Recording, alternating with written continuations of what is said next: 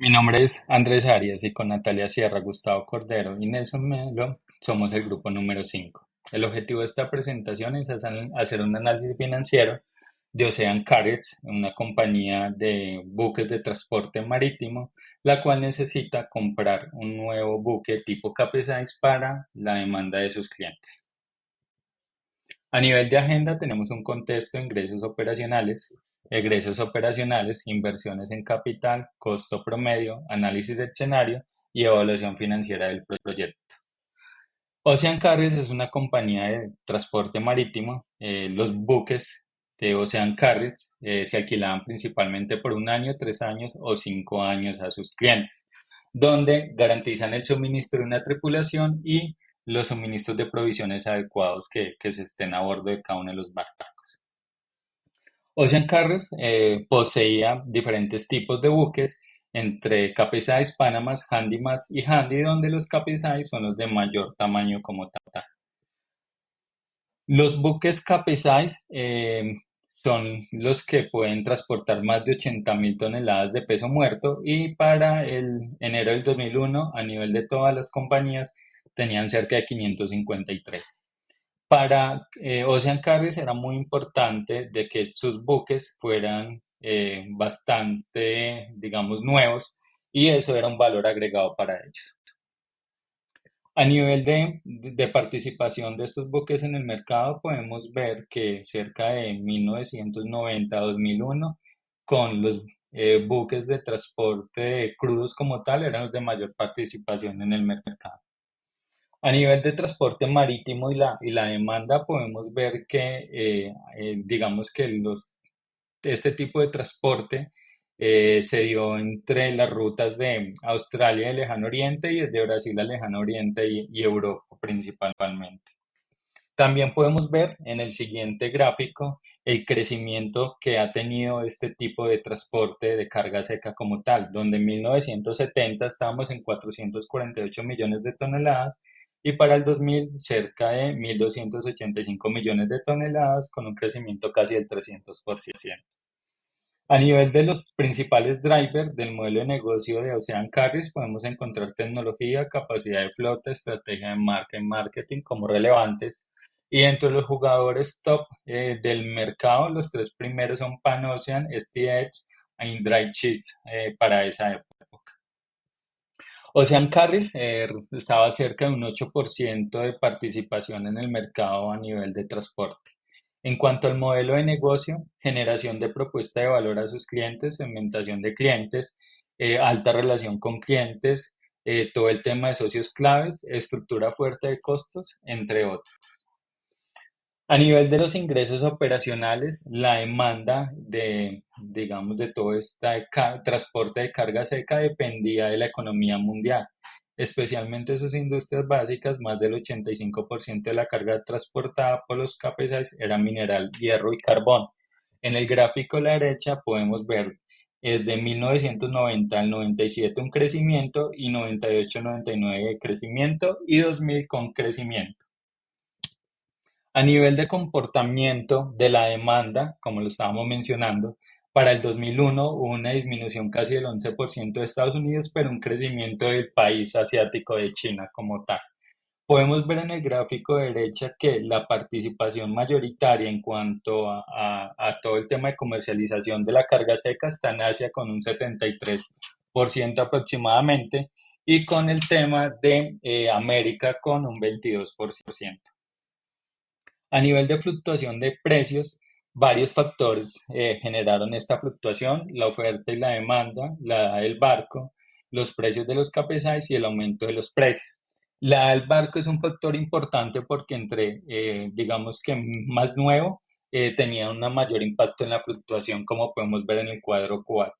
Y en el cuadro 5 podemos ver también el promedio del costo de este tipo de, digamos, de buques con cerca de 22.575 para el 2000 y con un crecimiento del 139% respecto al año anterior.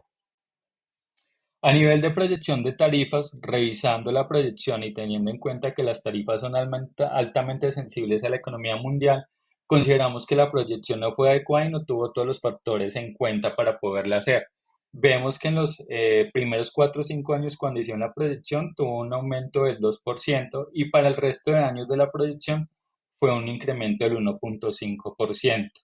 Hay que tener en cuenta impactos por las guerras, inflación, valor del crudo y entre otros que generan una disminución o aumento en estos valores. Para la pregunta de cuáles eran los costos y gastos operacionales que debe asumir la compañía, están, por ejemplo, los costos de operación del buque, como combustibles, lubricantes, reparaciones, mantenimiento, la tripulación de los buques, están los costos portuarios como tarifas, los costos regulatorios como certificaciones, licencias, permisos, todo lo relacionado a regulaciones internacionales, costos de seguros que debe asumir la compañía, gastos también administrativos, como los salarios del personal administrativo, alquiler de oficinas y demás. Eso asumimos que está todo incluido en la columna número 5. Estos, pues, son los costos operacionales diarios. En cuanto a la pregunta de cómo variarían entonces estos egresos operacionales durante el horizonte temporal del proyecto de inversión, como mencionaba en la columna 5, está incorporados los costos operacionales. Aquí estamos tomando en cuenta lo que nos dice el enunciado de que estos costos aumentan el 1% más la inflación, lo cual nos da una tasa nominal aproximadamente del 4,03%. Incluimos entonces también la depreciación. Vemos que en el enunciado que esta depreciación es lineal, 39 millones de dólares dividido en 25, que son los años de vida del buque. Luego en la siguiente columna, en la columna 7, tenemos la depreciación del CAPEX que está relacionada con la tabla que vemos a la derecha, haciendo pues la depreciación en un periodo de 5 años. Y pues ya incorporando todas estas variables, tenemos en la columna 8 los gastos operacionales. Esto ya está anualizado en esta columna.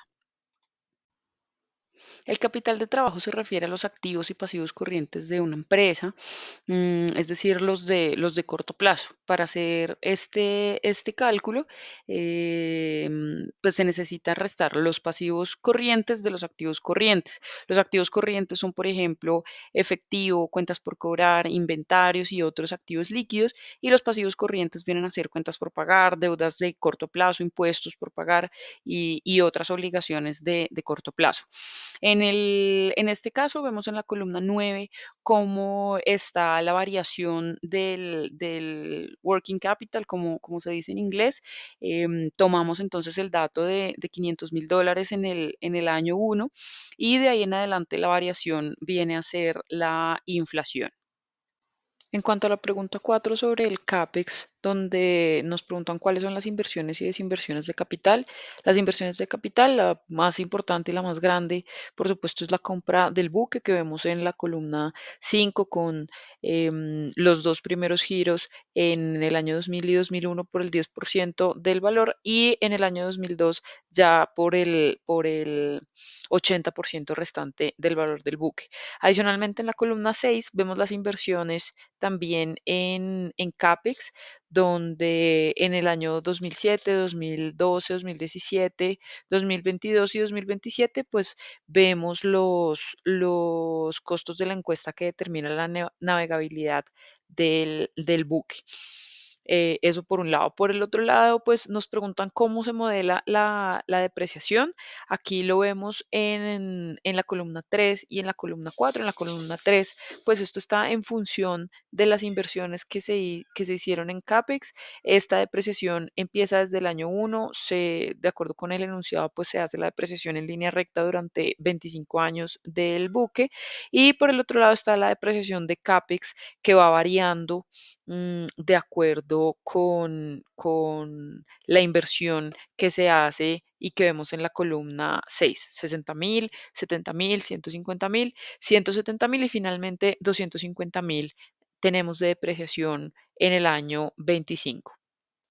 En cuanto a la pregunta si hay lugar o no a una ganancia, a un impuesto de ganancia ocasional, hay que tener en cuenta dos casos. El primero, donde la empresa vende el buque a los 15 años, donde hay un valor residual de 5 millones de dólares. Aquí habría que mirar la diferencia entre ese valor de venta y su costo original, ajustado por los gastos y depreciaciones que haya al lugar, y ahí podría llegar a haber un impuesto a ganancia ocasional. En el segundo caso, donde la empresa tiene el buque hasta los 25 años, aquí pues el buque no tiene ningún valor residual, por lo que no habría lugar en este caso a ningún impuesto de ganancia ocasional. Previo a conocer los costos de financiamiento, Ocean Carriers debió en su momento definir cuáles fueron las fuentes de financiamiento del proyecto. Tenía alternativas como hacerlo con financiamiento interno, utilizando el patrimonio o alguna detención de utilidades, o pudo hacerlo utilizando la banca con créditos. Para seleccionar la mejor decisión en su momento debió indagar eh, algunos ítems como la tasa interna de oportunidad, que es esa expectativa de los accionistas de recibir algún tipo de utilidad, o debió indagar cuáles eran las tasas de intereses bancarios y cuáles le favorecían más, y intereses con crédito privado o crédito público. Y además de eso, conocer si en el lugar de solicitud del crédito, en ese origen, existían algunas tasas especiales, por ejemplo, impuestos a la renta.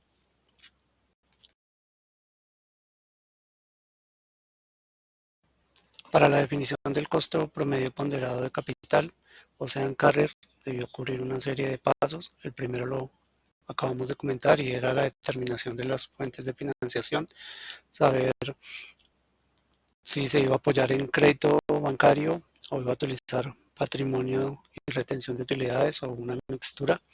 Para la participación, que es el segundo paso, entonces debió sobre los 39 millones de costo del proyecto determinar cuál era el costo de participación de cada una de las fuentes, fuese en créditos o fuese patrimonio.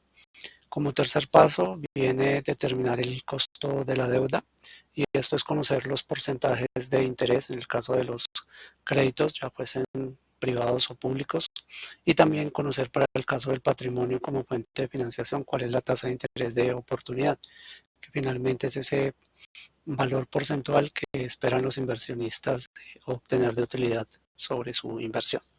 Como cuarto paso viene calcular el peso promedio.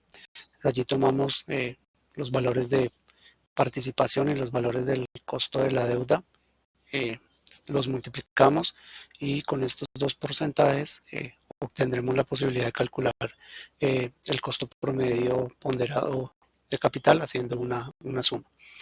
Eh, si finalmente se quiere saber el costo del proyecto, cada uno de los porcentajes obtenidos se debe multiplicar por el valor de la inversión y allí obtendríamos el costo del proyecto. Para el escenario puntual del costo promedio ponderado de capital y encontrar un valor de quiebre, un valor óptimo, tenemos que, si hacemos una proyección a 15 años, como lo vemos allí en la gráfica de la derecha, eh, con un porcentaje de 0.9 de costo promedio ponderado, el proyecto sería rentable. Si la proyección es de 15 años, con un 1%, el proyecto dejaría de ser rentable. Si hacemos una estimación de los 25 años que se proponen en el problema, podemos decir que una tasa de 1.7 para el costo promedio ponderado de capital nos dejaría algún tipo de utilidad en los 25 años, y si utilizamos un costo promedio ponderado de capital de 1.8, ya el proyecto dejaría de ser rentable. Esto quiere decir que ese cálculo del costo promedio ponderado de capital no podría sumar por encima del 1.8 en el caso de los 25 años. Es decir, que las fuentes de financiación eh, en sus costos de deuda no deberían superar ese porcentaje.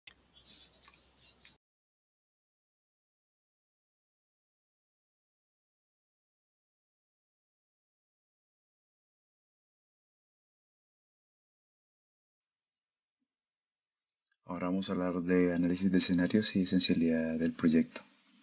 Con respecto a la política de la compañía de no operar buques mayores a 15 años, vemos que en este escenario el proyecto no asume descuentos en el alquiler diario, que pueden ir desde un 20% hasta un 35%. Este último caso para buques con más de 24 años.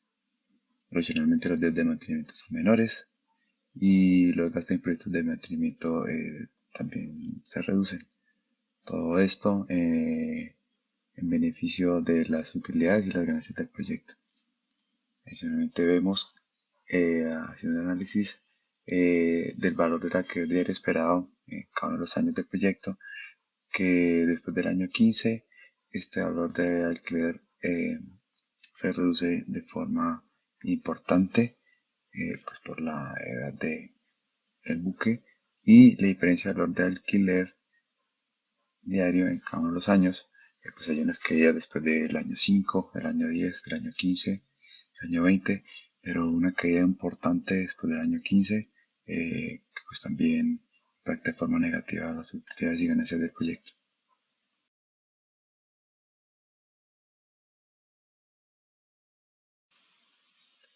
Continuando con el análisis de escenarios y esencialidad del proyecto, ahora hablamos de la opción de radicar el proyecto de inversión en Nueva York y en Hong Kong.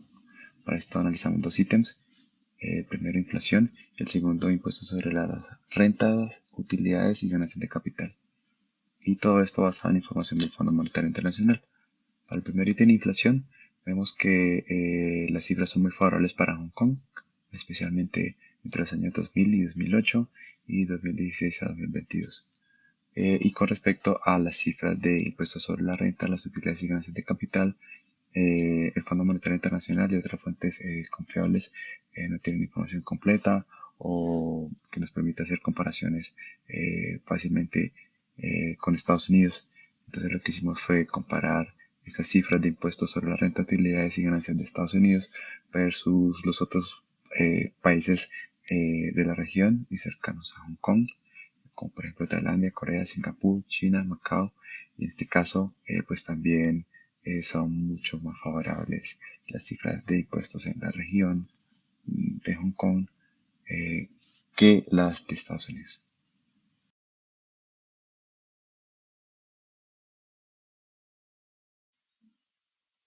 Continuando con la evaluación financiera del proyecto, vamos a revisar si se debe continuar con la política de no operar buques mayores de 15 años. Con el análisis que hicimos, haciendo una comparación de EBIT con la opción de operar o no estos buques mayores de 15 años, vemos que si no operamos buques mayores de 15 años, tenemos unas cifras muy favorables, en especial a partir del año 15 en adelante. Y todo esto muy seguramente por los descuentos que se aplican a los valores de alquiler diario y a la gran cantidad de mantenimiento que requieren los buques viejos o en general mayores de 15 años.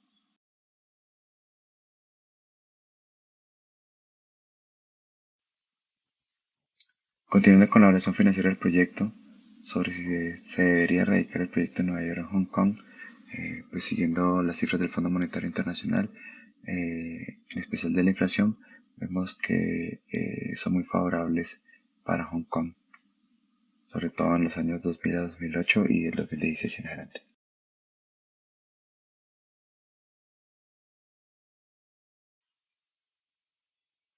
Continuando con la evaluación financiera del proyecto, sobre si el proyecto genera valor para Ocean Carriers, vamos a decir que sí genera valor y vemos en el valor de EBIT para los primeros años unas cifras muy importantes y muy favorables, pero después del año 15 empiezan a reducirse y en los dos últimos años ya hay unos valores no favorables de EBIT.